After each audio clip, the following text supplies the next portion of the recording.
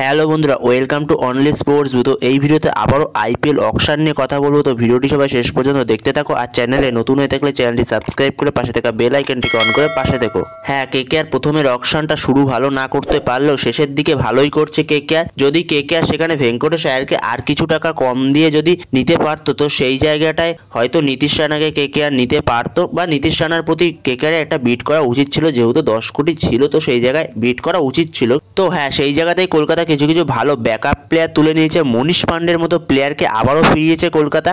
তো মনীষ পান্ডেকে কলকাতা 75 লাখে আবারও ফিরিয়েছে তাদের নিজেদের দলে। তো সেই জায়গায় এটা খুবই ভালো সিদ্ধান্ত কলকাতা ম্যানেজমেন্টের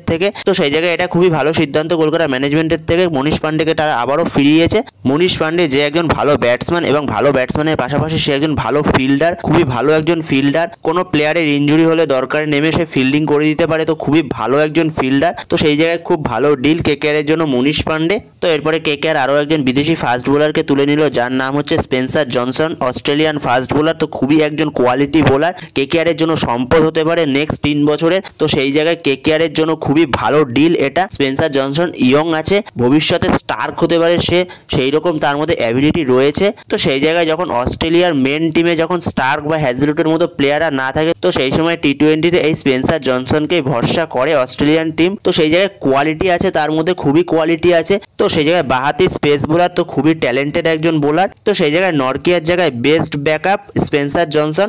এমনকি সে ফার্স্ট 11-এও চলে আসতে পারে, যদি ম্যানেজমেন্ট চায় তো তাকে ফার্স্ট 11-এও খেলাতে পারে। তো সেই জায়গায় দেখা যাক পরে কি হয়, পরে এই বিষয়ে আলোচনা করা হবে। তো কলকাতার জন্য এই একটা বেস্ট সাইনিং হয়েছে কলকাতার। তো এরপরে উইল জ্যাক্সকে এমআই নিয়ে নিল 5 কোটি 25 লক্ষ টাকায়। দীপক হুডাকে 1 কোটি 70 লক্ষ টাকায় সিএসকে নিয়ে নিল। এরপরে টিম ডেভিডকে আরসিবি 3 কোটি টাকায় তাদের নিজেদের দলে নিয়ে নিল। শাহবাজ আহমেদকে 2 কোটি 40 লাখ টাকায় লখনৌ সুপার জায়ান্ট নিজেদের দলে নিয়ে নিল। এরপরে রোমারিও শেফার্ডকে 1.5 কোটি টাকায় নিয়ে নিল আরসিবি তাদের নিজেদের দলে। এরপরে ঈশান্ত শর্মাকে নিয়ে নিল 75 লক্ষ টাকায় গুজরাট টাইটান্স নিজেদের দলে। এরপরে মিচেল স্যান্টনার, সে 2 কোটি টাকায় গেল মুম্বাই ইন্ডিয়ান্সে। এরপরে ফাজালাক ফারুকি 2 কোটি টাকায় গেল রাজস্থান রয়্যালসে। কুলদীপ সেন 80 লক্ষ টাকায় গেল পাঞ্জাব কিংসে।